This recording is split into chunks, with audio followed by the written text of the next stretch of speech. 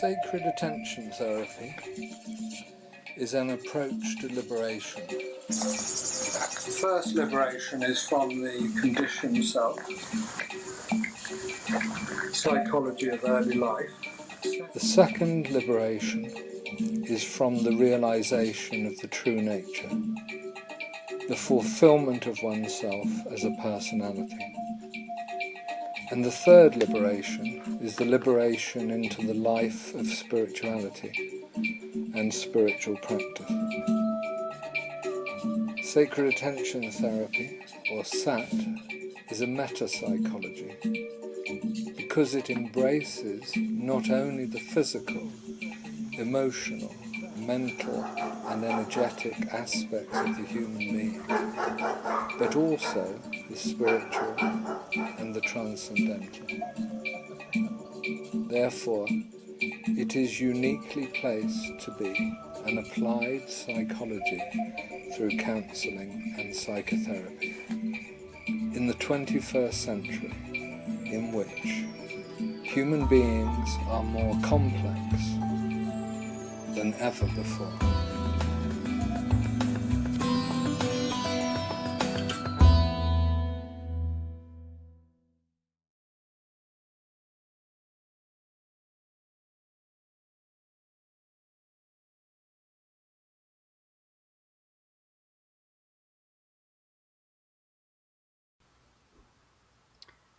Welcome to the fourth in a series of online interviews with Richard Harvey. My name is Rob Meager. Today's interview will continue our discussion of the lecture, Who Needs a Guru? The Discovery of the Divine in Yourself, from the Ternion Talks. This lecture is available in written form in Bodhi Ocean, an ebook that is available on the books page of the Sacred Attention Therapy website. You can listen to the full recording of many of these lectures on the lectures page. And lastly, you can view many other interviews on the videos page of the Sacred Attention Therapy website and our YouTube channel. The URL for our website is www.sacredattentiontherapy.com. And on our website, you can click on the YouTube channel icon to view our YouTube channel. And now a little bit of background about Richard Harvey. Richard is a psychospiritual psychotherapist and spiritual teacher. His work emerged out of the human potential movement of the 1970s. He trained with many teachers in humanistic and transpersonal approaches. He is the founder of Sacred Attention Therapy, a radical new approach to inner work for the 21st century that proposes a three-stage model of human awakening. Richard is the author of Your Essential Self and the Flight of Consciousness, among many other publications. He works with people all around the world, and his forthcoming book is entitled Your Sacred Calling. And it's now my pleasure to welcome to the call Richard Harvey.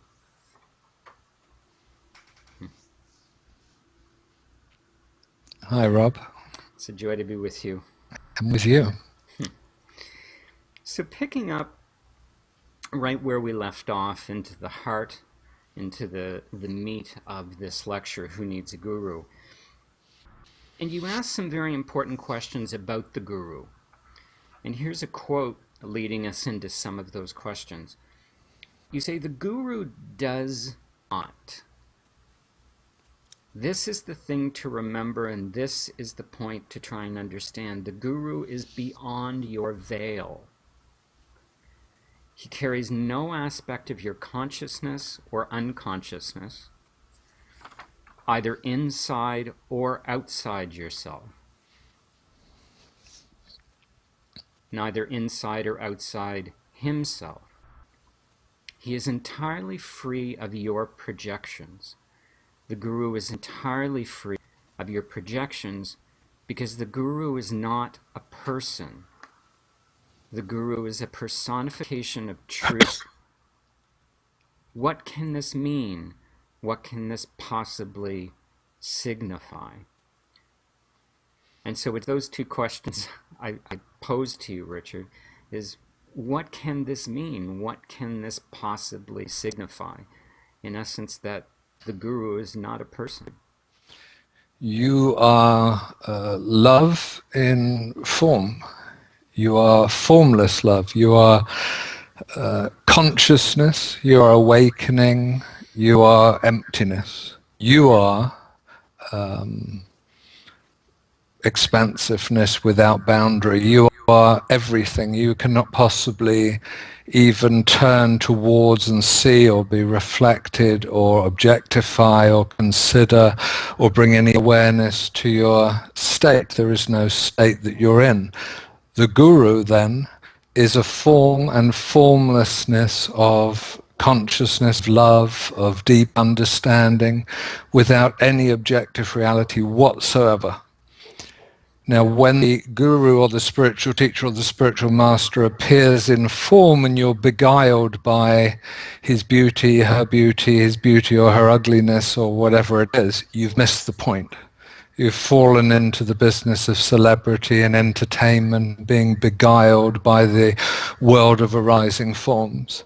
So the point is, and what this signifies, is that not even you are what you think you are, which is to say to everybody listening and to everybody who's not listening who may ever pick up on the subject of this discussion, you are not what you think you are. Neither are you what you see you are, or hear or taste, or smell or touch that you are. You are none of these things. It is merely the soul forces in the world of the senses and your interaction in the world of arising temporary adaptive forms. You are the ground of being. You are consciousness itself. Consciousness has no objectivity. It has no turning towards and saying, well, I'm doing this, or of this, that, or the other. For labeling and for objective reasons and for ways in which we can communicate, we conform to this way of expression and communication. We may say, I'm attending a satsang, or we may say, such and such a person is my guide or my teacher, or something like this. But to know the reality behind that conforming, or that way in which we may talk to somebody who is bound in self-identity and separateness and division, is not to be beguiled again by it or fascinated by arising forms. The guru, the spiritual teacher, or the spiritual master arises in your life to show you a big hole. He is a big hole. She is a big hole. That's all it is. It's just a big gap. It's a place where you don't think anymore. You don't feel in the usual sense anymore. You don't have an objective reality anymore, and you're shocked, and everything changes, or rather everything disappears, or rather there's just an extraordinary emptiness. And you realize that in your witnessing of that emptiness, that is what you are. So the guru, as a hallucination or as a material fact, it's the same thing in a sense, in this context anyway, it's an hallucination and a material fact, is simply there to reflect back to you that everything you previously thought about anything about yourself is complete and utter nonsense. And it all has got to be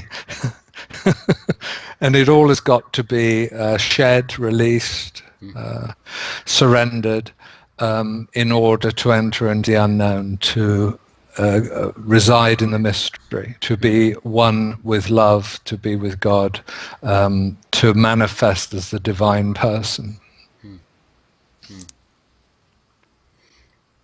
You share in your lecture about the first meeting with the guru. And it's an interesting comment you share. You say, something of the timeless, transcendent, absolute quality of the guru is in particular presented in first meetings. Meeting the guru is like no other kind of meeting. The meeting beyond time exceeds the usual parameters of expectation. And I wanted to ask you, can you do your first meeting with a guru? Well, other than minor brushes with guides and so on. My first guru was my primary therapist and guide through the veils, and my first meeting was highly symbolic, highly mundane, and ultimately incredibly significant the more I thought about it afterwards, and that was he stopped his car alongside me in a lane in South Devon in lovely sunny afternoon. I had some miles of walking to do. I didn't have a vehicle, and I had some miles of walking to do to attend the event that he was, in the center of, and he was running, and I didn't know who he was. I mean, he was in this kind of junky old car. He had a huge beard. He's an American fella living in England, and he stopped and he just leant across the front seats and he said, "Do you want a lift, or you want a ride or something?" And I was fiercely independent in those days, and also somewhat wary. I was only in my 20s and wasn't overconfident, but I tended to be, I don't need you to everything really. And I just was saying, no, I'm fine, walk. And it was, of course, a stance, a posture of mock independence. I can do it for myself. We call it compensated oral sacred attention work that says I don't need anybody, or I can get through it all on my own. In retrospect, I missed a few minutes with him in the car. I would have met him there when I did finally meet him and knew who he was, because he never said who he was. At his in his house, I of course had these extraordinary experiences straight away. But in retrospect, the rejecting him was a great theme of my life. I'm fine on my own, and of course I'm not. I wasn't. Not really. It was you recounted that beautiful story either in one of your lectures or in one of your books. I think it was a lecture. You recounted that. It was a wonderful story, and as you say, steeped in symbolism. In retrospect, yeah, absolutely, yeah. Now, you bring up the topic of satsang in the lecture as it relates to the guru, and here's what you share about that. Satsang in the Hindu word is the Hindu word for the company of the guru. It means true, sat, company, and sangha, the company of the highest truth. With a gathering of people, listen, talk about, and assimilate truth, and bringing truth into your life and practice. So, Richard, you have attended satsangs with other spiritual teachers, and you are now offering your own satsangs. So, does your experience in other satsangs influence how you approach your satsangs today? And if so, how? Well, I don't know. I mean, very likely and possibly, but I wouldn't know in a sense, because I would think, unlike some of the satsangs I went to over the last year or two in this area where there are several going on, satsang is not a personal affair. It's not you've asked me a question here about my life. It's more appropriate here in terms of the lectures or my books and so on than it is in satsang itself. I think that the reason, in a sense, I wouldn't know how meetings with spiritual teachers or the satsangs affect the satsang is because one is not thinking. You're not going to be in the company of the higher truth if you're thinking about and exhibiting preferences or your opinions or having a discussion in the normal sense of the word. So the important thing is in satsang is not to think. I mean, that's just fundamental, because if you think, you will be expressing thoughts, and if you express thoughts, you'll be reinforcing ignorance or delusion. You certainly will not be in the company of truth. You certainly will not be demonstrating higher truth. So what you do is you just let the thing flow, and when it comes to your turn, words are spoken. That, of course, takes some level of surrender. It takes some level of let go and emptiness, shall we say.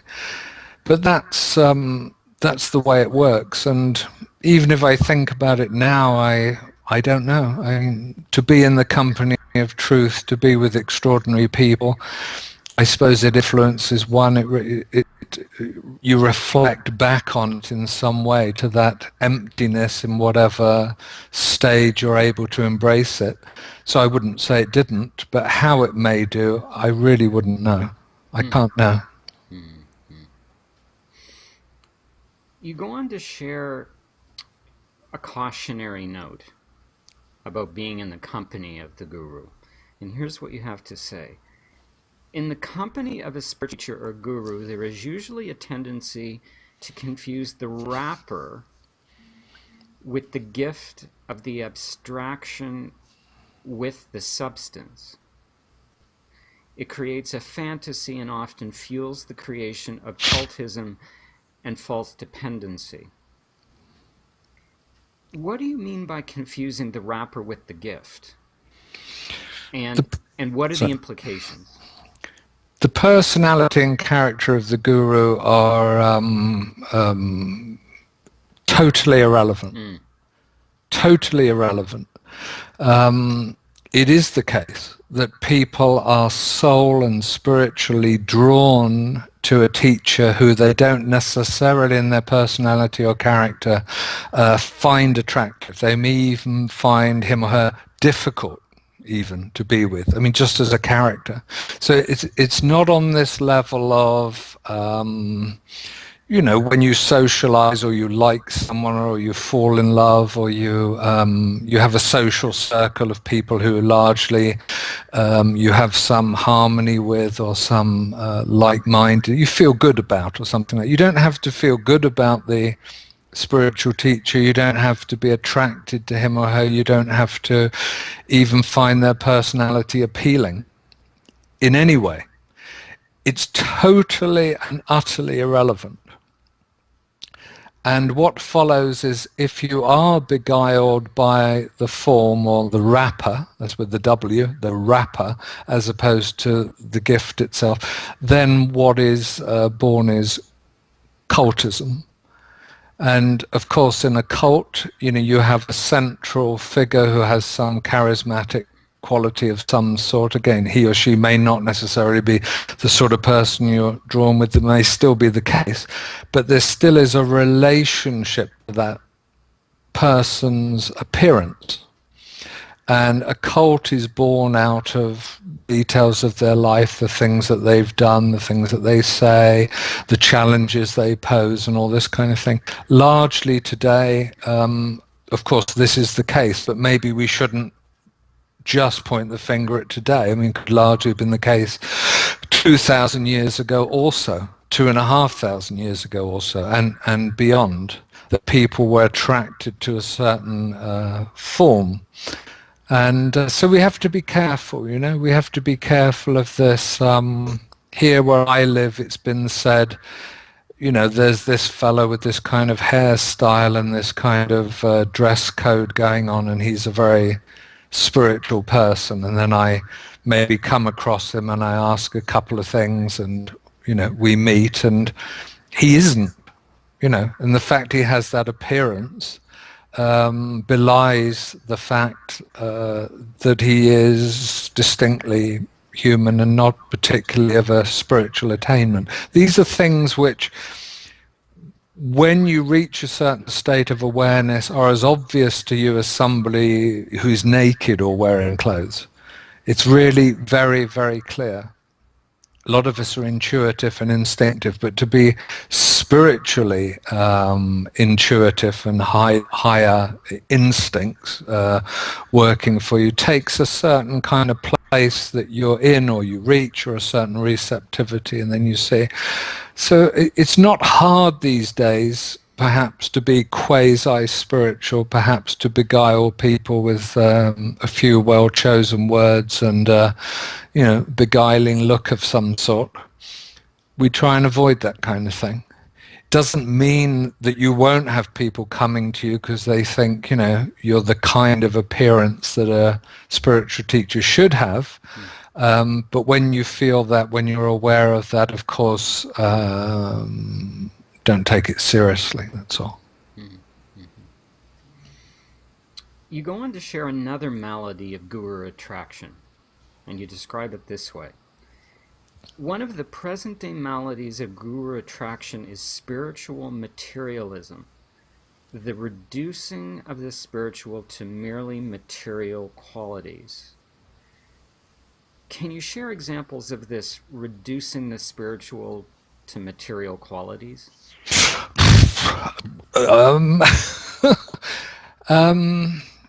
I think I'd rather not do it that way because it's naming names and it's naming approaches, and that is, firstly, there's so many of them. I think simply Google, Monday spirituality, or look at almost anything on social media. I'm afraid I'm fairly blanket about this. The confusion of the desire body and opulence, what would it be? Materialism in the sense of, let's say, relationship or celebrating one's manhood or one's feminine aspects and this, that, and the other. All of these are what they are, and I'm in no way denigrating them. I mean, people on the whole carry life statements whereby they certainly don't have anything more than they feel they deserve in their state of self-esteem in the world, and of course, in a sense, there's something wrong with that. People should be open to the abundance of the world, the abundance of the universe, and should be helped to see that the oral stage of psychological development shouldn't dictate in adult years whether they can be happy in all sorts of materialistic, routine, mundane, habitual ways. But none of this is the big point, none of this is anything whatsoever to do with spirituality. Spirituality in this sense is defined as immaterial, impersonal, invisible, and completely outside of the realms of relative life, space, and time. So if you consider that as a working definition of the spiritual as opposed to the material, it means everything. Happiness, big car, a house, having kids, being remembered after you die, money, of course, blah, blah, blah. But even happiness, even worldly joy, is what it is. And I'm not denigrating it. I mean, one or two people have said to me, you've got a downer on pleasure. People have said this to me. I mean, you as if I'm in some way critical of human life. I'm not critical of human life. Embrace it for all you can get out of it. Enjoy it, and so on. But notice that everything in the field of space and time will fade. It will die. Everyone you love will be left in sadness and grief by you, or they will leave you. Everything you have will be gone. What do you really have? What can you possess? So when you look at relative world concerns, they seem rather fleeting. We're not going to live forever in this present incarnation or form. It's like that. It's over. And in that case, those of us with a sincere spiritual inclination, in a sense, want more. We say, well, what could, if anything, be lasting? Is it possible then to die in this life and to live from the point of view of awareness, of consciousness, of eternity, of love itself? And then we embark on a true spiritual path.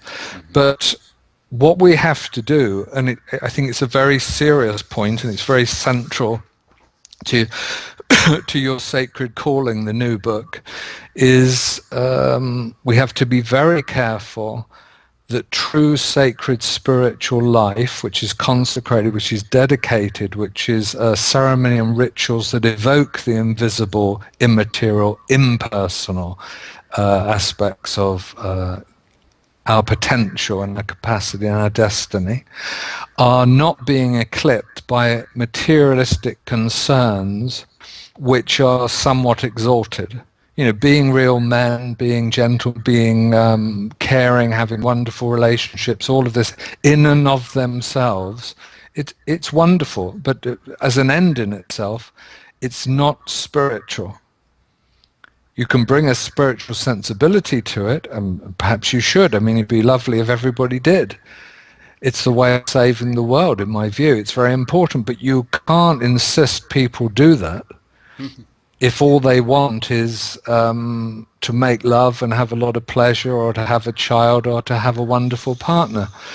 But it is in and of itself, this fulfilling of materialistic needs, the desire body, not a spiritual concern. I'm going to end this interview and these two interviews about this lecture, Who Needs a Guru, with this question.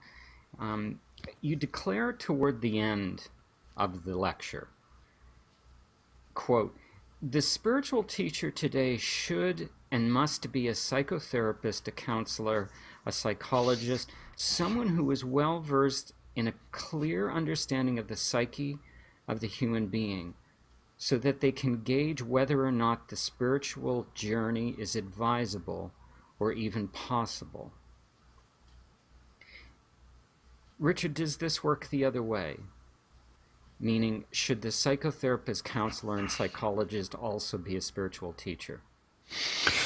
Yeah, I'm afraid I think it does. This is going to take a revolution, of course, in our ideas and our labeling, and probably almost certainly we need new labels. But I think that in the extraordinary advances of the last 150, 200 years, and now here in the early years of the 21st century, things have changed so much in the circumstances of individuals and the collective and nations and on the global scale. And if you look at it and stand back and you see the relatively few people who are engaged with psycho-spirituality, relatively few out of 7.5, so on, billion people. Well, we're hard put to bring up even a billion, maybe even a 500 million, far less than 500 million. It's not a big number. The few of us who are engaged within the collective of humanity mostly have, by far mostly, remedial psychological issues. Now, you cannot cross the hair bridge over the chasm of fire when you have some childish concern of any sort, not even one, not even the smallest one, not even the tiniest unresolved issue. Since everybody's carrying a backpack of material from their early life, it follows we have relatively few candidates to cross the hair bridge over the chasm of fire.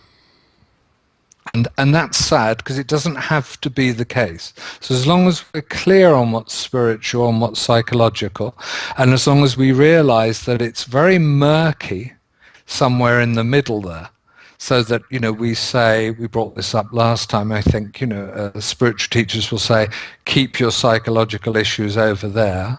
Or I have direct experience of this where spiritual communities in Portugal and other parts of Spain, because I live in Andalusia, send people to me as somebody with a spiritual inclination who is a psychotherapist to deal with the emotional issues, and then kind of back they go into the spiritual fire. It's absurd. It's the same thing. There is a progression or a single process involved. This is what in sacred attention work we're pointing to all the time. There's a single process through stages, through the remedial work, which we call first stage awakening, through the awakening of the heart, which we call second stage awakening, through a period of preparation into third stage awakening, which is spiritual life per se. That isn't three separate journeys. That is an integrated process. It must be connected too. It has a very real danger if you come and see me and then you're going to see somebody else for the next part and somebody else for the next part. It would presuppose some kind of psychological dissociation. And that isn't going to work when you're crossing the hair bridge. So I think it's inevitable that we must have spiritually inclined counselors and therapists, and that we must have psychologically inclined spiritual teachers or gurus. And that isn't the case at the moment. They're split, as I've said before, in a similar way to in the 80s, in the advent of holistic medicine. It became popularized there, shall we say. We started to criticize the medical practitioners who specialized in the the ear and the nose, but not the other part, and the chest and not this, because we knew from the wisdom of Chinese medicine and all of this that everything affects everything else. And we had jokes about a left foot doctor or a right knee doctor or something. It's kind of, chopping the organism up into specialties. Specialism is not what we need in this business of human evolution. We need the whole of the human being to be embraced, because that is the way that the human being can actually evolve into the great expansion of love consciousness that's available. Beautiful. A nice place to end Indeed. the interview on. Thank you, Richard. Thank you. Until the next time. Bye for now. Bye-bye.